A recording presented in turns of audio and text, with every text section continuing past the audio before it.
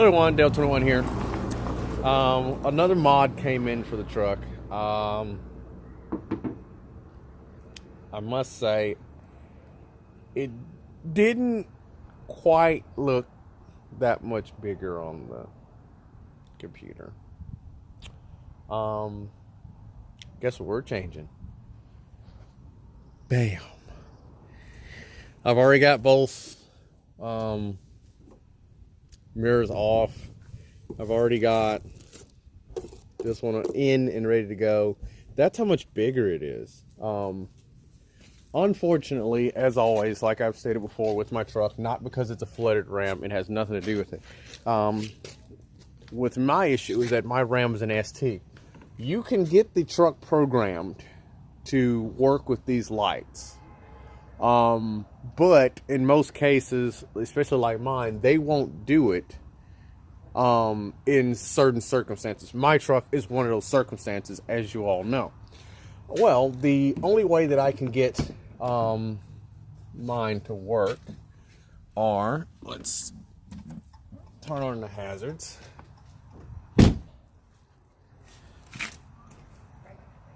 I have the kit coming that also my puddle. I now have a working puddle light. Believe it or not, I now have a working puddle light.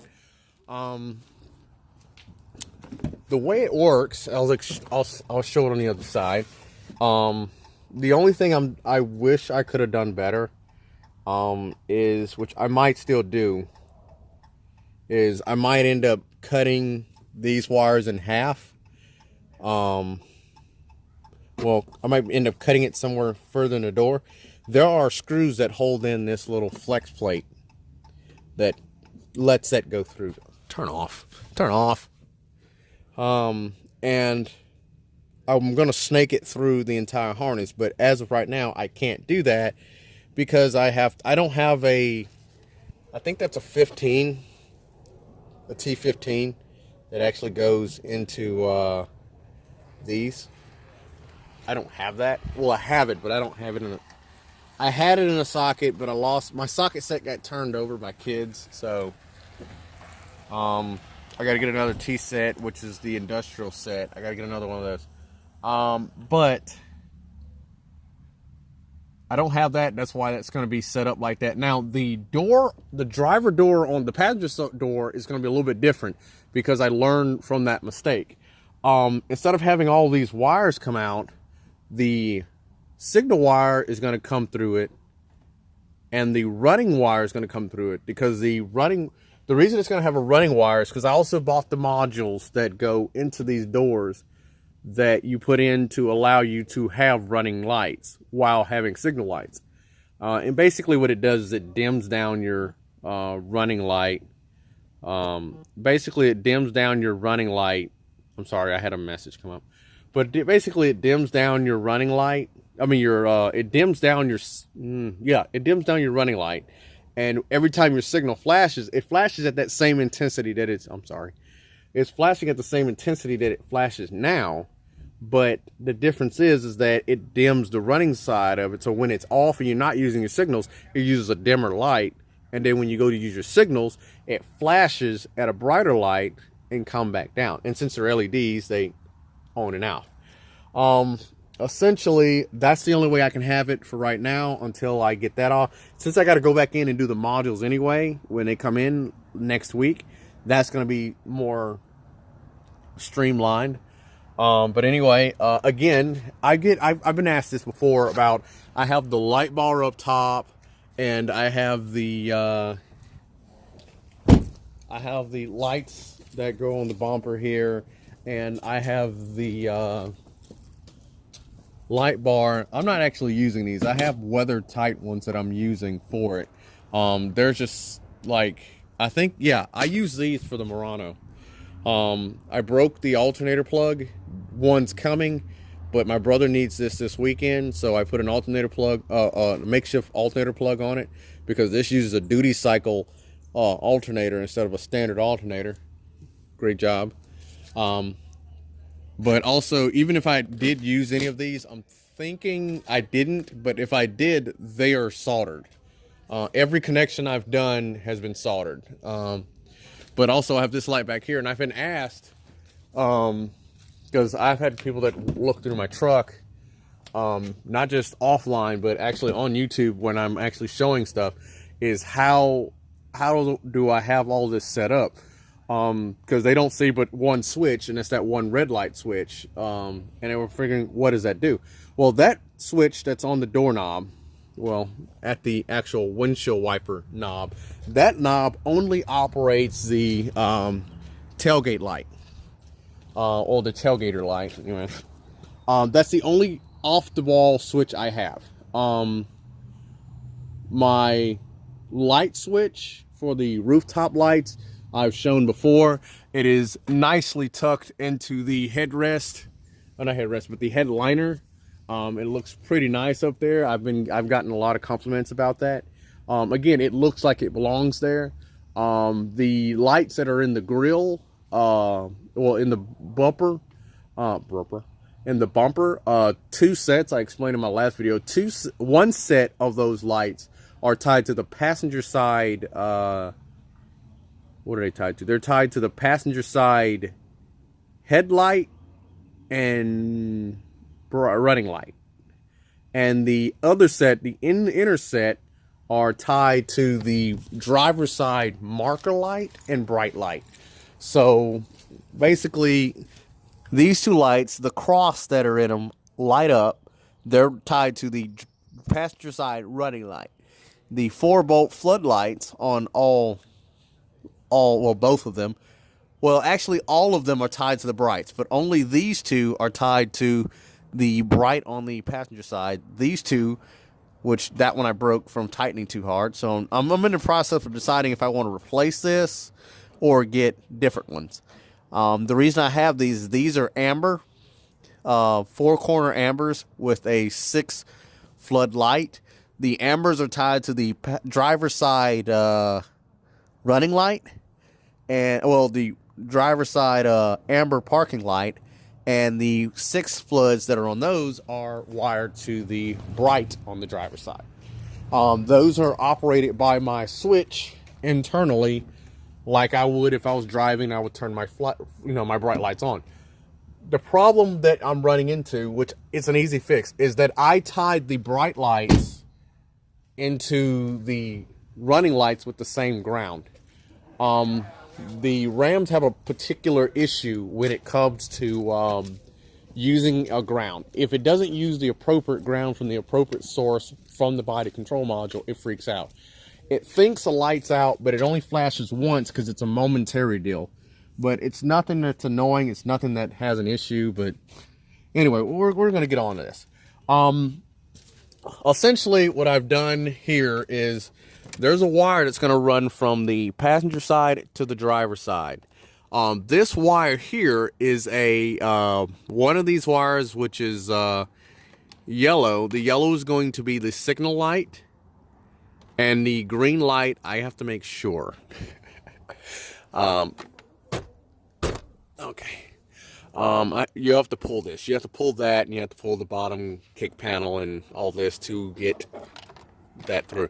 But I have to make sure, but I'm 99% certain that the yellow is my turn signal, which I will, before I hook any of that up, I will check ground, and I will see if that is it. And if that is it, then yellow is ground. Green is the running light. This light will be, when I get the module, that's what this light line is going to go to. It's going to be able to control the light that goes up here somewhere. Well, the light in the mirror. It's going to be the one that it's going to be the one that controls that. I might have screwed that up. I think I was supposed to run 3 of the 4 wires, because the courtesy light will not come on without it. Dum, dum, dum. Well, I guess it doesn't matter if that courtesy light doesn't work, but I'm going to figure out a way to make that courtesy light work on this side of the car. I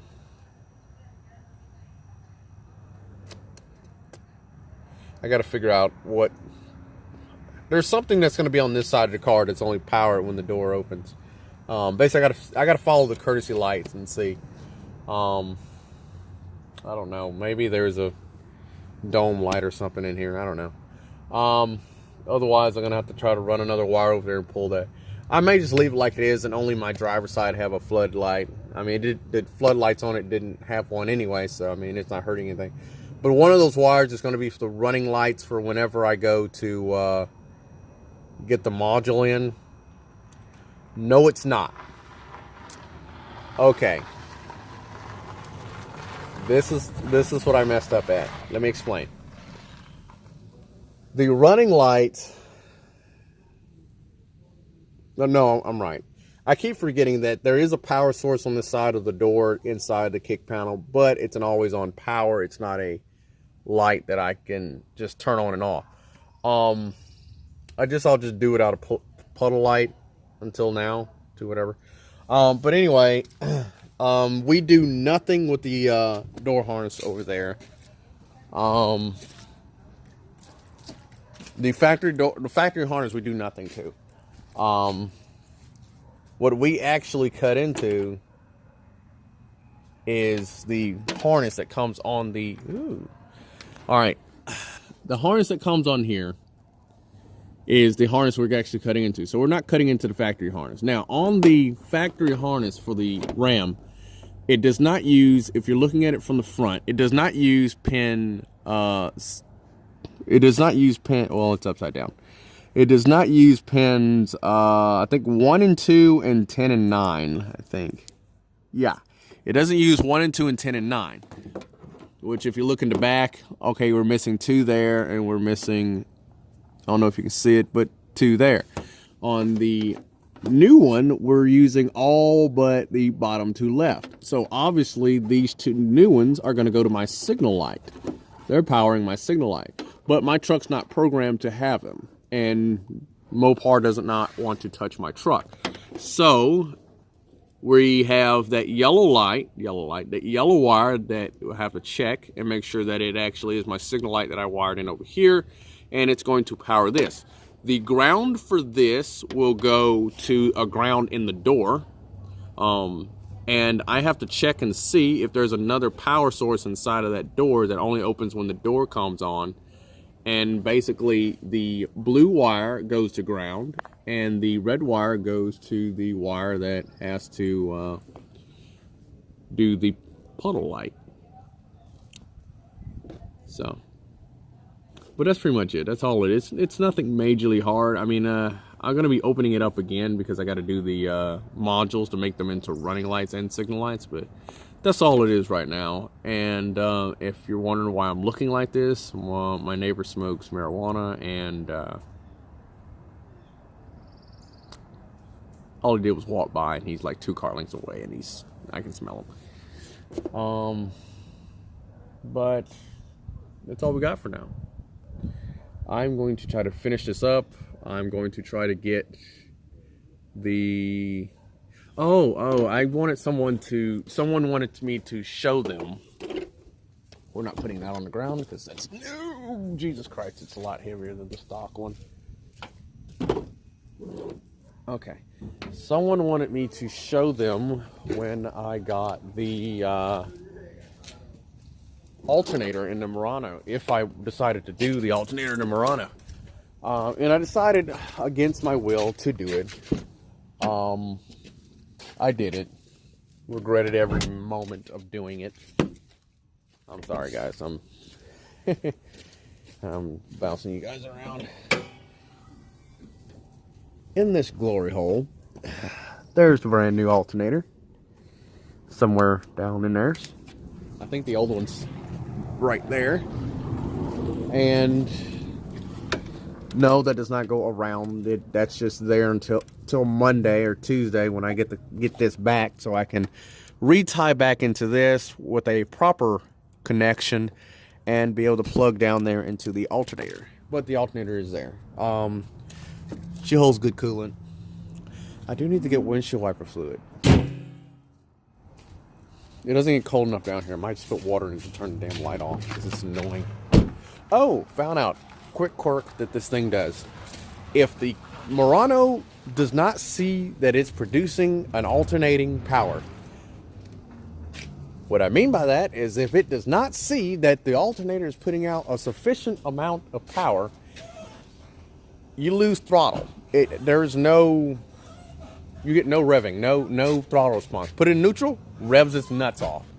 But in drive, reverse, anything, it does not do anything until it detects that the alternator is putting out power. But the car never dies; it continues to run. So we are going to finish this up. If I can, I'll try to get a video at night with them flashing, and then obviously again I'll get another picture or video when they're running and I have the module in. But that won't be till next week. But I'll try to get a video tonight with all the lights on, because I know I had 2 people that want to know what they look like. Ooh, power steering had a knob to it on their car. But peace, guys. It's cold.